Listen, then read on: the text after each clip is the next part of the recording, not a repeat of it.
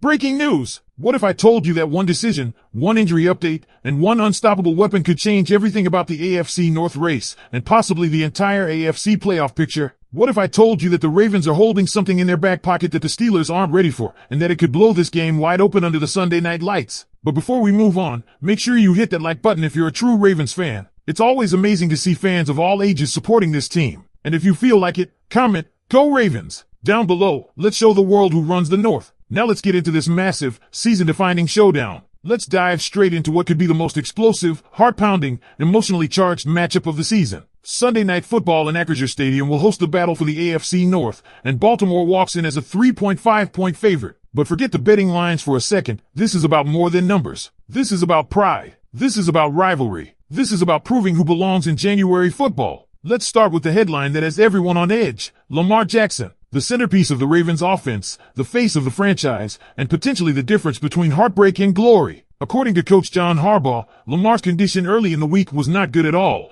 but as the days passed, things improved. And make no mistake, if Lamar is even remotely ready, he's playing. There were whispers, fan theories, some suggesting Tyler Huntley should stay in if he's riding a hot hand. But Harbaugh shut that down. If Lamar can move, if he can throw, he's under center. Period. And that's the right call. Because this game is not just another game. This is a war for the AFC North. This is a legacy moment. But Baltimore won't be alone in dealing with injury news. The Steelers are battered. They were just defeated by the Browns, and in that loss, tight end Darnell Washington broke his arm. He's out. Calvin Austin III was inactive, and more notably, TJ Watt remains a giant question mark. Mike Florio from NBC said he has a bad feeling about Watt's chances to play. And without Watt, that Steelers defense loses its heartbeat. Of course, it's still Pittsburgh, and Mike Tomlin will have those guys ready. But know what is a major blow? Speaking of key players, let's talk Derrick Henry. You want to win this game? You give the king the football. Last week against the Packers, Henry had 36 carries, 216 yards, 4 touchdowns, and a career-high 6 yards per carry. He's quietly approaching 1,500 rushing yards on the year with 16 or 17 touchdowns, and it feels like no one is even noticing. But Baltimore knows, because when the temperature drops and bodies are aching, Derrick Henry thrives. Like he said after the game, "This is what I trained for. This is his time. Cold weather, tired defenses." He's a 6 feet 4 inches, 230-pound hammer, and if Baltimore wants to control the clock and keep Pittsburgh's pass rush at bay, you lean on Henry. Now, while Baltimore prepares to run the football, they also have to prepare to stop Pittsburgh's passing attack, which, to be honest, hasn't been much without DK Metcalf, who remains suspended. Without him, the Steelers' offense looked anemic. Against Cleveland, they had to lean on Scotty Miller, Marquez Valdes-Scantling, and Adam, not exactly the names that strike fear into a top-tier secondary. But Baltimore's secondary has to respond. Nate Wiggins and Marlon Humphrey were straight up torched by the Packers last week. Wiggins allowed 111 receiving yards. Humphrey gave up another 51. They were getting worked by guys like Bo Melton, who's the 6th receiver on Green Bay's depth chart. That's unacceptable, and they know it. If they don't bounce back against the depleted Steelers wideout group, this could get ugly. Pass rush will need to step up too. Draymond Jones, Mike Green, it's on you to disrupt the quarterback and help the back end recover from last week's disaster. But here's where things get spicy. Zay Flowers, the rookie wideout who's had his share of highs and lows this season, is primed for a breakout. Why? Because Pittsburgh's bread and butter on defense is man coverage, 5-man pressures, 1 deep safety, and everyone else in tight man-to-man assignments. That's perfect for Zay, who's among the best in the NFL at creating separation. He averages 3.5 yards of separation per route, top 10 in the league. He also ranks top 10 in yards after the catch per game with 26.4.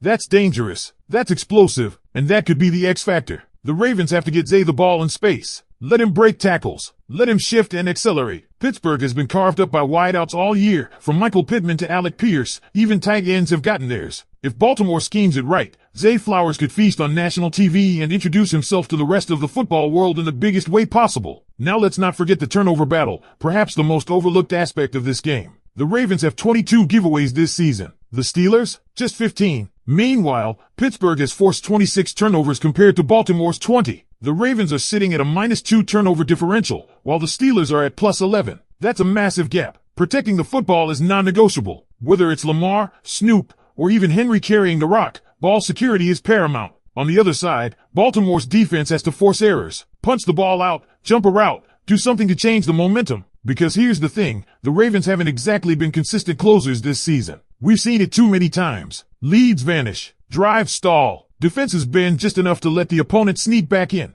and that's why this game carries such an emotional weight for fans. It's not just about beating the Steelers, it's about proving that this team can finish, that this team can deliver when the lights are brightest and everything's on the line. It's not about playing 60 perfect minutes, it's about playing the right 5 when it counts. The margin for error is razor thin, and both teams know it. Baltimore has to break the pattern. They've got to be the aggressors in the final stretch. Whether that's Lamar putting the cape on, Derrick Henry bulldozing his way to a game-sealing first down, or Justin Tucker drilling a 50-yard dagger through the cold Pittsburgh air, someone has to step up. And speaking of Lamar, this is a legacy moment for him. We've seen the MVP-caliber performances. We've seen the electric runs, the no-look passes, the social media highlight reels. But now we need the closer, the playoff Lamar, the leader who not only shows up, but shows out in the toughest moments. If he's healthy enough to play, then it's on him to silence the doubters, to protect the football, and to take over when everything's on the line. This is the game that can define his 2025 campaign. But it's not just on Lamar. It's also on the guys who've been here before. Roquan Smith, Marlon Humphrey, Ronnie Stanley. These veterans have been through the grind, they've felt the sting of elimination, and they know what's at stake. Roquan, especially, will be the emotional pulse of this defense. He's going to need to fly around the field, set the tone, and deliver some early hits to let Pittsburgh know this is going to be a long, violent evening. Offensively, one matchup to watch is Isaiah Likely. The Steelers have struggled against tight ends all season, and Likely is starting to come into his own. With Mark Andrews out, Likely has embraced a larger role, and his chemistry with both Lamar and Huntley has been impressive. Expect him to be a key target on third downs and in red zone situations. If Pittsburgh goes all in trying to shut down Zay Flowers, Likely could quietly be the one who hurts them the most. And let's not ignore special teams. These are the kinds of games where a punt return, a blocked kick, or even a perfectly placed coffin corner punt can flip the momentum. Jordan Stout has quietly been having a strong year, and if he can control field position, it's going to make Pittsburgh's job that much harder, especially if their offensive playmakers are limited. Every yard matters in a game like this. Every single inch. Coaching, of course, becomes the silent war within the war. John Harbaugh versus Mike Tomlin. Two of the most respected minds in football. Two guys who know each other too well. Tomlin has built his career on getting the most out of flawed rosters, and he will have this team ready to fight for 60 minutes. But Harbaugh has an edge this time, not just with talent, but with desperation. There's a chance to take back the division, host a playoff game, and send your most hated rival home in front of their fans. That's the kind of fuel that lights a locker room on fire. Let's talk crowd factor. It's in Pittsburgh. It's going to be cold. It's going to be loud. And it's going to be hostile. Ravens players, especially the younger ones like Wiggins and Zay, have to keep their composure. No false starts. No taunting penalties. No momentum-killing mistakes. You win this game by being aggressive, but disciplined. Tough, but smart. And make no mistake, the Ravens' path to the Super Bowl doesn't start in the wild card round. It starts here, in Pittsburgh, under the lights, with a division title on the line. You don't want to be scoreboard watching. You don't want to be hoping for other teams to bail you out. You take care of business yourself. You win. You advance. You send a message to the entire AFC that the Ravens are for real. So here we are, Ravens flock, one game, one mission, one opportunity. Who's going to rise to the moment? Who's going to make that signature play? Who's going to write their name into Baltimore history? We'll find out Sunday night. If you made it this far, make sure to subscribe to the channel, hit that like button, and turn on notifications so you don't miss the post-game reaction. Check out the other videos on the screen right now for more Ravens content. We'll see you in the next one. Go Ravens!